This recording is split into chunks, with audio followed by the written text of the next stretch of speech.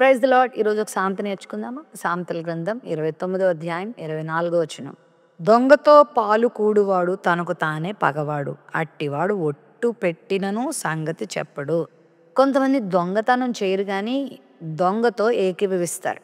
దొంగతనం చేయడం ఎంత ప్రమాదమో, దొంగతో పాలిభాగస్తుడిగా ఉండడం కూడా ప్రమాదమే. నువ్వు ఎవరితో స్నేహం చేస్తున్నావు? నువ్వు ఎవరితో జీవితాన్ని ముడిపెట్టుకుంటున్నావు?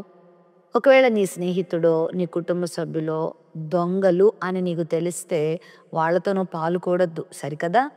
వారికి నువ్వు బుద్ధి చెప్పడానికి ప్రయత్నం చేయి. ఆ తప్పుడు పని చేయకుండా వారిని నువ్వు గద్దించడం మంచిది. ఒకవేళ వాళ్ళు వినకపోతే వాళ్ళ సహవాసాన్ని వదులుకోవడం కూడా చాలా మంచిది. దొంగతనము చేయవద్దని 10 ఆజ్ఞల్లో ప్రభు చెప్పాడు. మామూలుగా కూడా పరుల సొమ్ము పాము వంటిదని చెప్పబడుతూ ఉంటుంది. దొంగ ఖచ్చితంగా పర్యవసానాన్ని అనుభవిస్తారు. కాబట్టి దొంగతో గనక నువ్వు పాలు కూడితే నీకు నువ్వే హాని చేసుకున్నట్టు, నీకు నువ్వే పగవాడిగా మారిపోయినట్టు, నీకు నువ్వే శ్రమ తెచ్చుకున్నట్టుగా. దొంగ పనులు చేసి అభివృద్ధి చెందిన వాళ్ళు ఎవరూ లేరు. కొద్ది రోజులు ఆర్భాటం ఆనందం ఉంటుందేమో, ఖచ్చితంగా ఒకరోజు అది బట్టబయలవుతుంది.